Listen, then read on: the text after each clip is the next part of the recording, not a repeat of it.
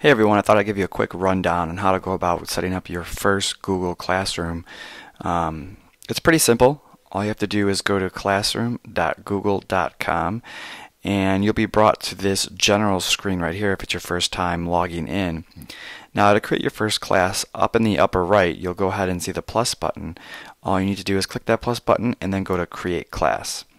And for the sake of this demonstration, we'll create a test class called Science, and then maybe for section number we'll call it Period 4. Now once you create a class, you'll go ahead and be brought right directly to your classroom page. Alright, to get to your other classes, up in the upper left are these three lines, and then you should see all of the other classes that you've created. Conversely, you can also click on the Home button and it will give you an overview of all the classes that you've created. Now currently the only thing that Google allows you to really customize is your class theme, so all you have to do is hit this change class theme if you want to change the background picture, and you can go ahead and pick any pictures that you want for the background of your class. The next step of adding students is also pretty easy. Once you are within your class, you'll notice that the middle word up here on the toolbar is students. If we click on that, you'll see all the students currently enrolled in your class. Now, it's really easy to enroll students. All they need to do is type in the join code that you go ahead and give them. Now each class has an individual join code. So all you need to do is share that code with them, and then when they're ready to go ahead and join your class, they will go to classroom.google.com as well. But when they hit on the plus button, all they will see is join class. So they'll go ahead and hit join class, they'll go ahead and type in that join code, and then hit join. So what should happen is it will automatically enroll them in your class. So right now we see that Science Period 4 is the class that we've been enrolled in. And then if we see on the teacher side, we see that this particular student, it's a generic account that we have over here, has been enrolled. So it's pretty quick in enrolling students. Now to the right of a student's name is a little envelope, or conversely you can hit the email button up here.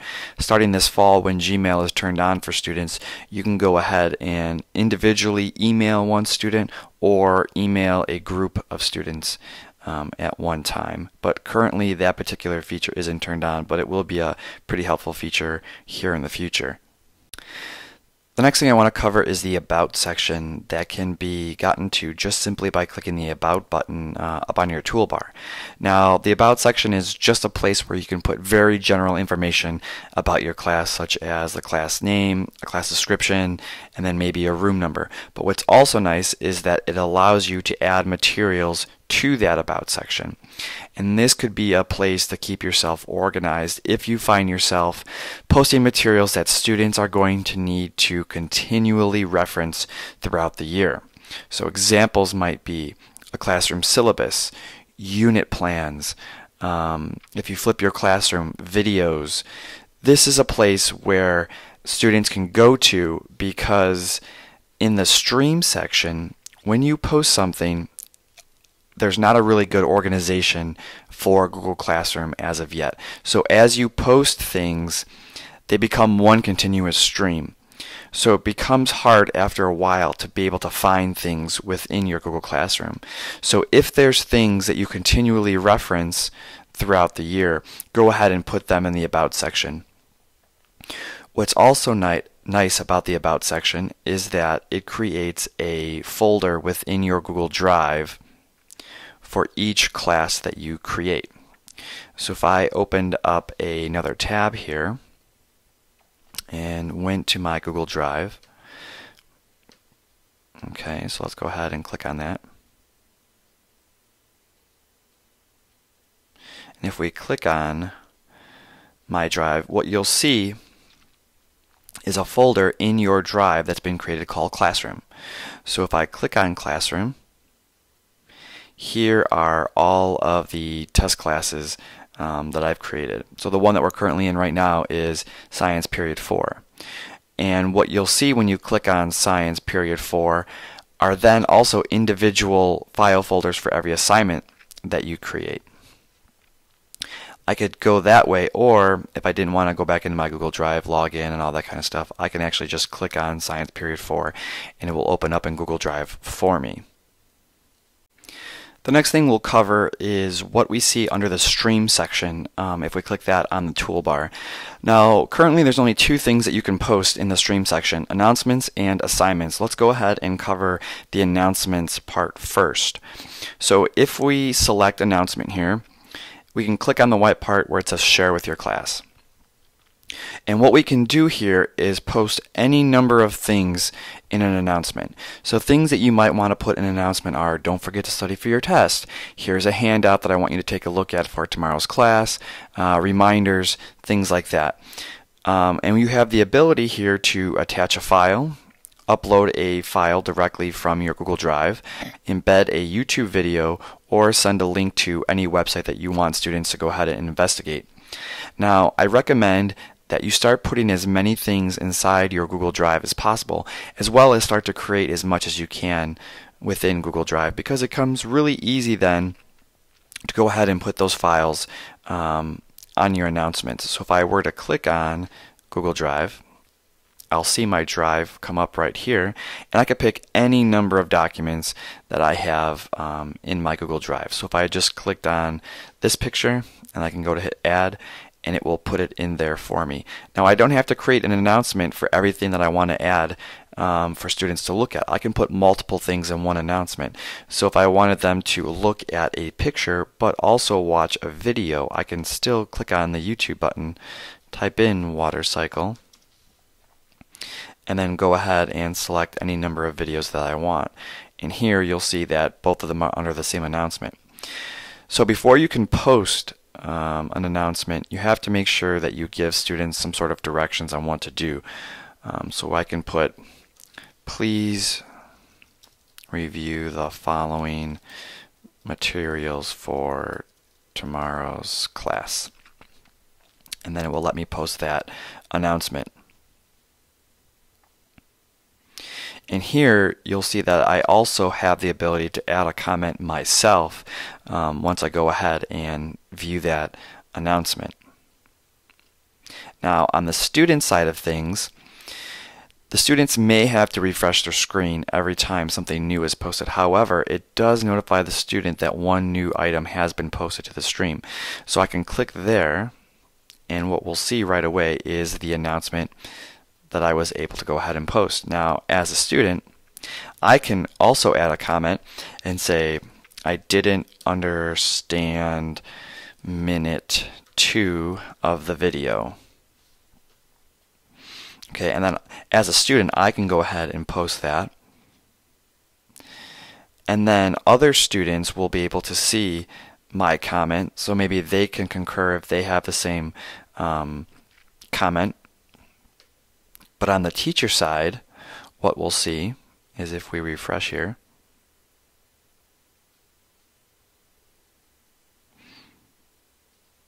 you'll see that we can see students' comments as well.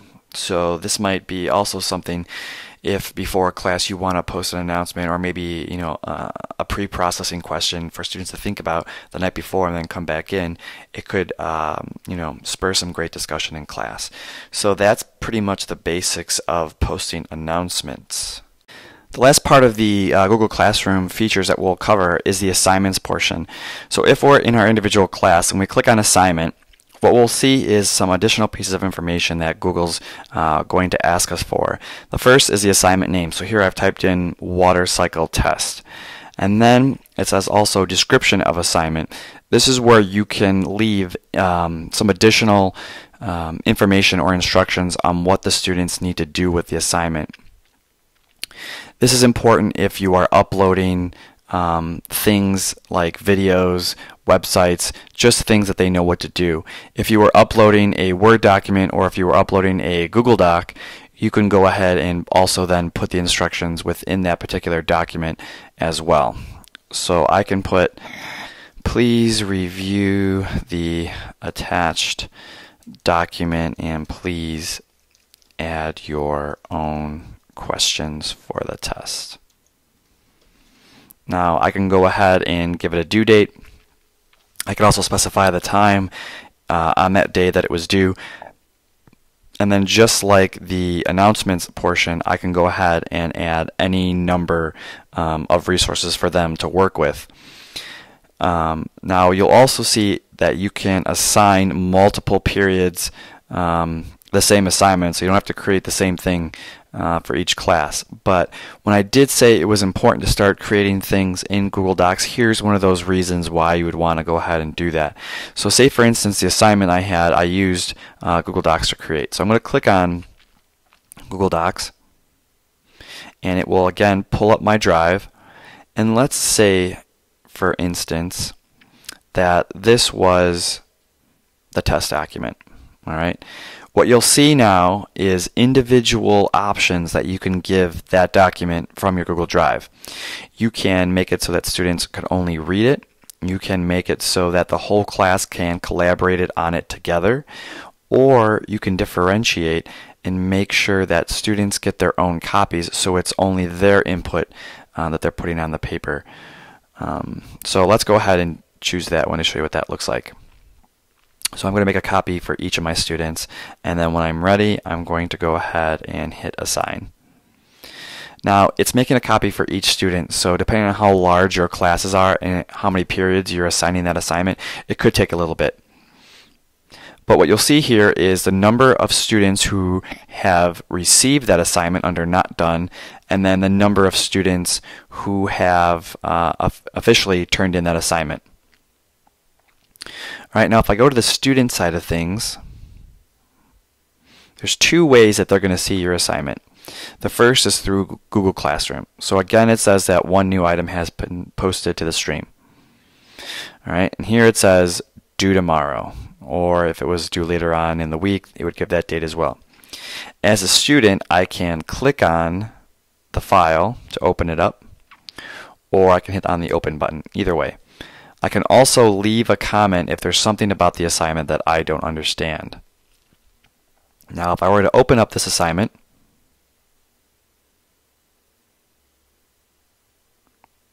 and it might take a few moments, I have some options as a student. I can add a document, a link, or a file. So say for instance, I didn't even put a file for them to take a look at or add their input. All right? I just simply put create a Google Doc with some questions that you want to answer in class and then add them to this assignment. Well, if I was a student, I could go into my Google Drive and then add it from there. Or if I hadn't created it yet, I can go to the create button and create a document right then and there. All right, so there's multiple ways for students to turn in an assignment. But say, for instance, I did give them something to type on. I made a template for them to fill in to make their lives easier. As a student, I can click on that, and it will open up that document that the teacher shared with me, and I can go ahead and start typing my questions or filling in the template. Okay. Now, what's also nice is that just like on the teacher side of things, students also have a classroom folder automatically created in their Google Drive.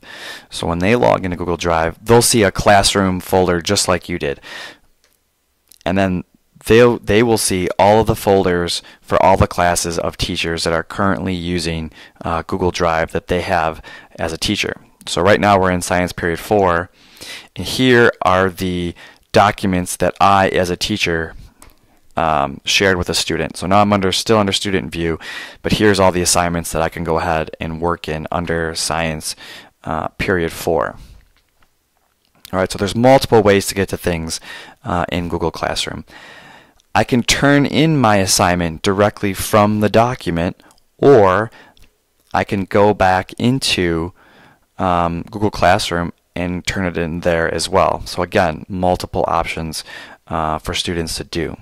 Now before we go ahead and turn it in, I want to show you a really important feature of the teacher side of things. So on the teacher side of things, I don't have to wait for students to turn in an assignment in order for me to give them feedback or check their progress.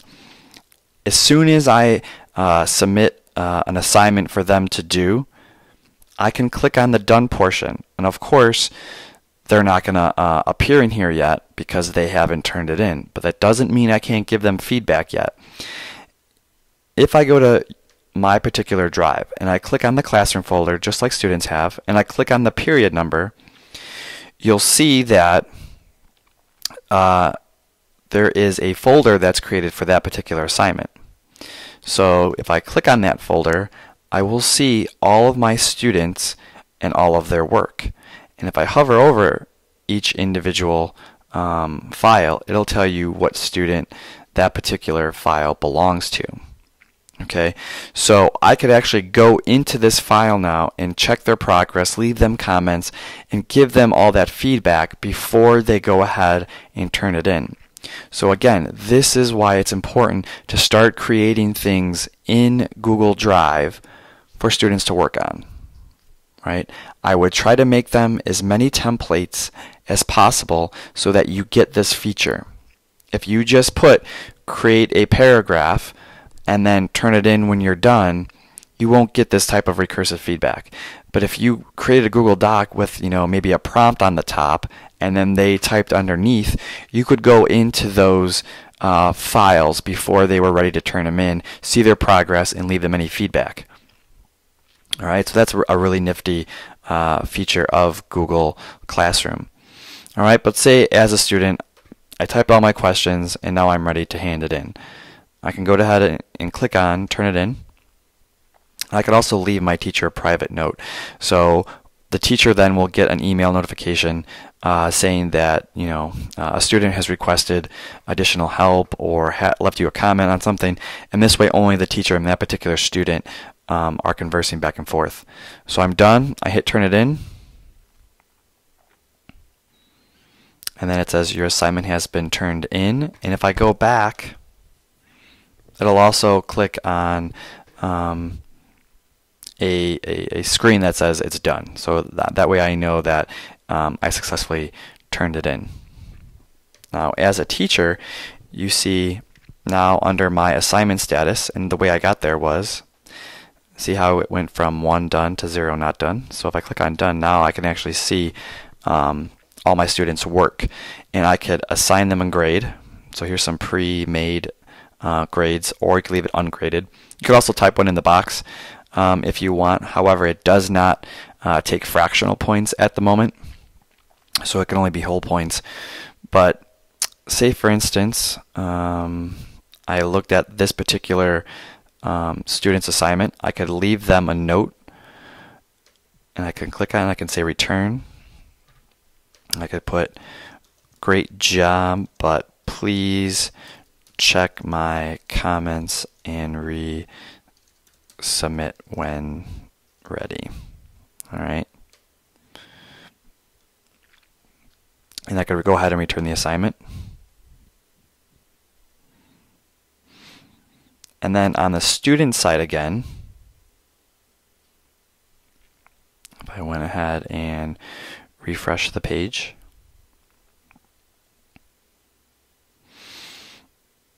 okay, and if I click on it,